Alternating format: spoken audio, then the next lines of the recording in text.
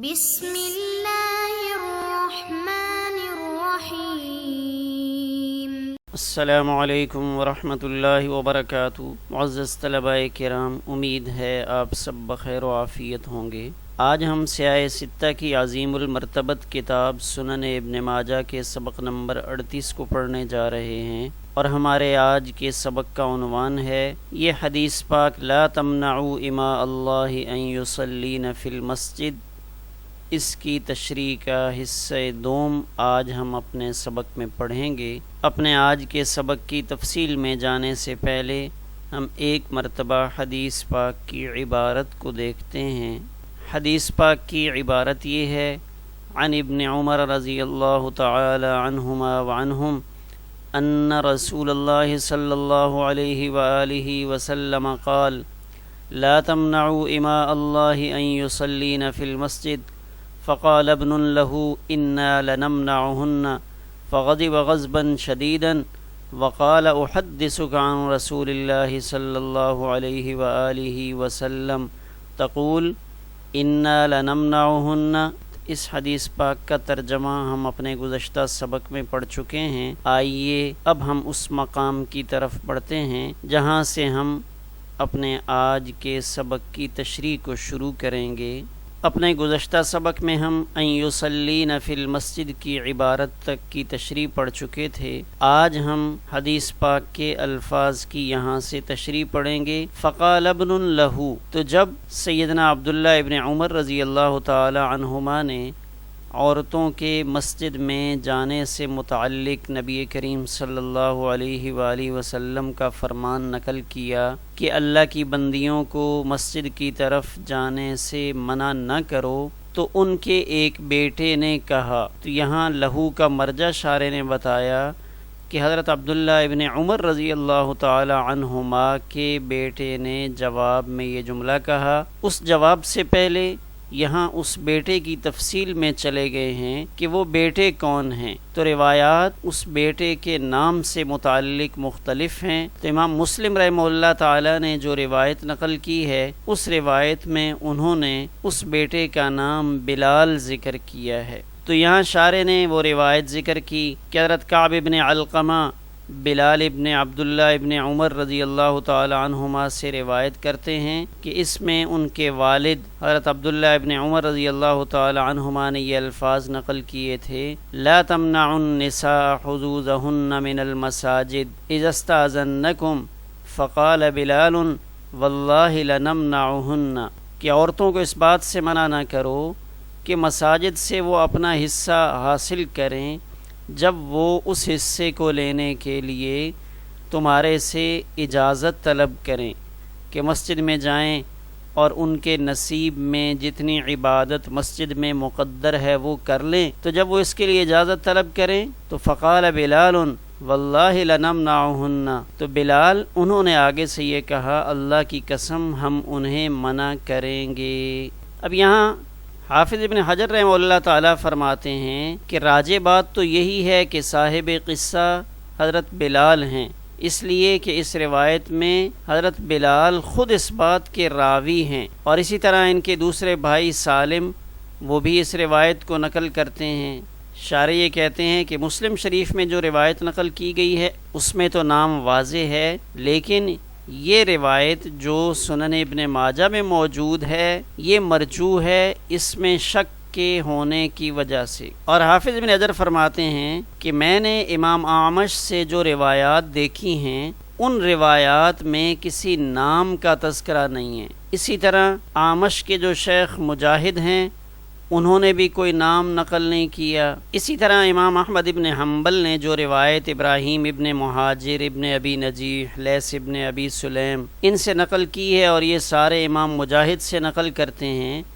تو ان میں سے بھی کسی نے نام نقل نہیں کیا کہ کون سے بیٹے نے یہ جواب دیا تھا۔ اور اگر عمر ابن دینار کی روایت کو دیکھا جائے جو امام مجاہد سے منقول ہے، تو اس میں اس بیٹے کا نام واقد بتایا گیا ہے۔ تو جب دو نام سامنے آ گئے، بلال اور واقد، تو حافظ ابن حجر یہ فرماتے ہیں کہ اب یہاں اس بات کا احتمال ہے کہ یہ واقعہ بلال اور واقد دونوں کے ساتھ پیش آیا ہو۔ یہ بھی ممکن ہے کہ یہ ایک ہی مجلس کی بات ہو، اور یہ بھی ممکن ہے کہ یہ دو موقع ایسے ہوں، اور ان میں سے ہر ایک نے سیدنا عبداللہ ابن عمر رضی اللہ تعالی عنہما کے سامنے یہ جواب دیا ہو انا لنمنعہن، اور پھر نقل کرنے والوں نے یہ جواب نقل کیا ہو۔ تو اب جو روایت ان کے بیٹے بلال سے منقول ہے، جس کو امام مسلم رحمہ اللہ تعالی نے نقل کیا، اس روایت میں یہ آتا ہے کہ حضرت عبداللہ ابن عمر رضی اللہ تعالی عنہما اپنے بیٹے کی طرف متوجہ ہوئے اور ان کو ایسا برا بھلا کہا کہ اس سے پہلے میں نے کبھی حضرت عبداللہ ابن عمر کو ایسا سخت کہتے ہوئے نہیں سنا۔ اب کیا برا بھلا کہا؟ تو عبداللہ ابن حبیرہ نے امام طبرانی سے جو روایت نقل کی ہے، اس میں اس برا بھلا کہنے کی ایک کیفیت نقل کی کہ انہوں نے 3 مرتبہ اپنے اس بیٹے پر لعنت کی۔ اور جو امام زائدہ کی روایت ہے جو امام اعمش سے منقول ہے، اس میں ہے فَانْتَهَرَهُ وَقَالَ اُفٍّ لَكَ، اپنے اس بیٹے کو ڈانٹا اور تجھ پر افسوس ہے، یہ الفاظ نقل کیے۔ اور ابن نمیر کی جو روایت امام اعمش سے منقول ہے، اس میں یہ کہا فعل اللہ بک وفعل، کہ اللہ تیرے ساتھ ایسا اور ایسا کرے۔ اور ایک روایت میں زبرہ کے الفاظ ہیں، جبکہ امام ابو داود نے جو روایت جریر سے نقل کی ہے، اس میں فسبہ وغضب کے الفاظ ہیں۔ یہاں شارح فرماتے ہیں کہ اس بات کا احتمال ہے کہ ابتدا کرنے والے بلال ہوں، یعنی جب حضرت عبداللہ ابن عمر رضی اللہ تعالی عنہما نے یہ روایت نقل کی ہو تو اس کا پہلا جواب ان کے بیٹے بلال نے دیا ہو، اور جب بلال نے جواب دیا ہو تو اس بلال کے جواب میں سیدنا عبداللہ ابن عمر رضی اللہ تعالی عنہ نے اپنے اس بیٹے کو وہ برا بھلا کہا ہو جس کی تفسیر لعنت سے کی گئی ہے۔ اور دوسرا احتمال یہ ہے کہ واقد نے ابتدا کی ہو، اور واقد نے جب جواب دیا ہو تو اس کے جواب میں سیدنا عبداللہ ابن عمر رضی اللہ تعالی عنہما نے جو غصے کا اظہار کیا ہو تو اس کی تفسیر تعفیف سے کی گئی ہو اُفٍّ لک، کہ تجھ پر افسوس ہے۔ تو اب ان دونوں بیٹوں کے جواب میں فرق وہ کیا ہوا؟ تو شارح فرماتے ہیں کہ اس میں باریک نکتہ یہ ہے کہ ان کے بیٹے بلال نے اس خبر کا معارضہ اپنی رائے سے کیا ہو، یعنی اپنی رائے سے یہ کہہ دیا ہو کہ ہم تو انہیں منع کریں گے، اور مخالفت کی علت ذکر نہ کی ہو، وجہ نہ بیان کی ہو، یعنی اپنی اس ممانعت کی کوئی معقول توجیہ نہ بیان کی ہو، ویسے ہی کہہ دیا ہو کہ نہیں ہم ان کو اجازت نہیں دیں گے، ہم انہیں روکیں گے۔ اور ان کے دوسرے بیٹے واقد نے بھی اپنے بھائی کی موافقت تو کی، واقد نے یہ کہا تو ہو کہ ہم انہیں منع کریں گے، لیکن واقد نے اس کے ساتھ اپنی طرف سے اس کی وجہ بھی نقل کی ہو، جس کے الفاظ احادیث میں موجود ہیں یتخذنہ دغلاً، کہ اگر ہم ان عورتوں کو باہر جانے دیں گے نماز کے لیے تو وہ اس کو دھوکے کا ذریعہ بنا لیں گی۔ تو گویا کہ ان الفاظ سے ان کے بیٹے واقد نے توجیہ کی ہو کہ نماز کے لیے باہر نکلنا یہ ان کے لیے ایک بہانہ بن جائے گا۔ وَكَأَنَّهُ قال، اور شاید ان کے بیٹے واقد نے یہ بات اس وجہ سے کہی ہو کہ اس بیٹے نے اس زمانے میں عورتوں سے متعلق کوئی ایسی چیزیں دیکھی ہوں، اور اس بیٹے کی غیرت نے اس کو اس بات پر ابھارا ہو کہ وہ اپنے والد سیدنا عبداللہ ابن عمر رضی اللہ تعالی عنہما ان کے سامنے اس کا اظہار کر دے۔ تو جب بیٹے نے اس کا اظہار کیا تو حضرت عبداللہ ابن عمر رضی اللہ تعالی عنہما نے اس توجیہ کو قبول نہیں کیا، بلکہ اپنے بیٹے پر نکیر فرمائی۔ کیوں؟ لِتَصْرِيحِهِ بِمُخَالَفَةِ الْحَدِيثِ، اس لیے کہ بیٹے کی بات وہ حدیث پاک کی صریح مخالفت پر مبنی تھی۔ شارح کہتے ہیں اگر یہی بیٹے اپنی بات کے انداز کو بدل لیتے اور انا لنمنعہن کے بجائے یہ کہتے کہ ان الزمان قد تغیر، کہ حالات تبدیل ہو چکے ہیں، اور شاید ان عورتوں میں سے کوئی ایسی ہو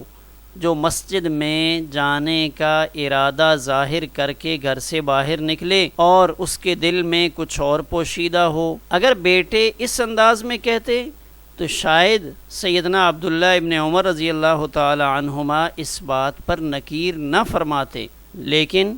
چونکہ انہوں نے جواب میں صراحتاً انا لنمنعہن کے الفاظ کہے، اس وجہ سے سیدنا عبداللہ ابن عمر رضی اللہ تعالی عنہما کو اس بات پہ سخت غصہ آیا اور انہوں نے اپنے بیٹوں کو ڈانٹ ڈپٹ کی۔ تو اب ان کے بیٹے نے کیا الفاظ کہے تھے؟ تو حدیث پاک میں یہ الفاظ ہیں انا لنمنعہن ای نمنع النساء حضور المساجد، کہ ہم عورتوں کو مسجد کی حاضری سے منع کریں گے۔ فغضب غضبا شدیدا، یہ بات سن کر سیدنا عبداللہ ابن عمر رضی اللہ تعالی عنہما اپنے اس بیٹے پر سخت غصے ہوئے۔ غصے کی وجہ کہ اس نے سنت کا معارضہ کیا۔ اب معارضہ سنت کا کیا تھا، اس کی وضاحت سیدنا عبداللہ ابن عمر رضی اللہ تعالی عنہما کے اس فرمان میں آگے موجود ہے کہ حضرت عبداللہ ابن عمر رضی اللہ تعالی عنہما نے ارشاد فرمایا احدثک عن رسول اللہ صلی اللہ علیہ وآلہ وسلم، کہ میں تمہارے سامنے رسول اللہ صلی اللہ علیہ وآلہ وسلم کی حدیث بیان کرتا ہوں اور تم آگے سے یہ کہتے ہو کہ ہم منع کریں گے۔ تو یہ نص کا صریح معارضہ تھا، اور امام احمد نے ابن ابی نجیح کی روایت سے اور امام احمد ابن حنبل نے ابن ابی نجیح عن مجاہد کے طریق سے یہ بات نقل کی ہے فما کلمہ عبداللہ، کہ حضرت عبداللہ ابن عمر رضی اللہ تعالی عنہما نے اس معاملے کے بعد اپنے اس بیٹے سے بات نہیں کی حتی ماتا،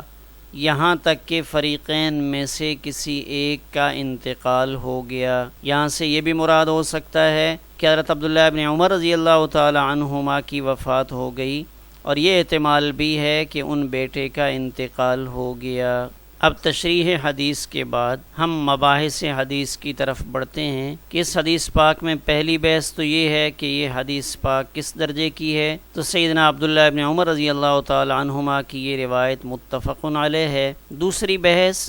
اس کی تخریج سے متعلق ہے کہ اس روایت کو دیگر کون کون سے محدثین نے نقل کیا ہے۔ تو یہاں ہم ان محدثین کے اسما دیکھ سکتے ہیں کہ امام ابن ماجہ رحمہ اللہ تعالیٰ کے علاوہ اور کون سے جلیل القدر محدثین ہیں جنہوں نے اس روایت کو نقل کیا۔ امام شافعی، امام عبد الرزاق، امام حمیدی، ابن ابی شیبہ، امام دارمی، امام بخاری، امام مسلم، امام نسائی اور امام ابن خزیمہ، ابو عوانہ، ان سب محدثین نے اس روایت کو نقل فرمایا ہے۔ اس حدیث پاک کی مزید تشریح ہم اپنے آئندہ سبق یعنی سبق نمبر 39 میں پڑھیں گے۔ آخر میں ہم اپنے آج کے سبق سے متعلق تمرینی سوالات پر ایک نظر ڈالتے ہیں۔ تو پہلا سوال یہ ہے کہ سیدنا عبداللہ ابن عمر رضی اللہ تعالی عنہما کے کون سے بیٹے نے معارضہ کیا؟ دوسرا سوال یہ ہے کہ حضرت عبداللہ ابن عمر رضی اللہ تعالی عنہما نے اپنے اس بیٹے سے جس نے معارضہ کیا تھا کتنے دن بات نہیں کی؟ آخر میں ہم اپنے آج کے سبق کے خلاصے پر ایک نظر ڈالتے ہیں۔ اپنے آج کے سبق میں ہم نے اس تیسری بات کی تشریح اور تفصیل کو پڑھا کہ حدیث پاک کا معارضہ ناقابل برداشت غلطی ہے۔ ہمارا آج کا سبق الحمدللہ اسی پر مکمل ہوا۔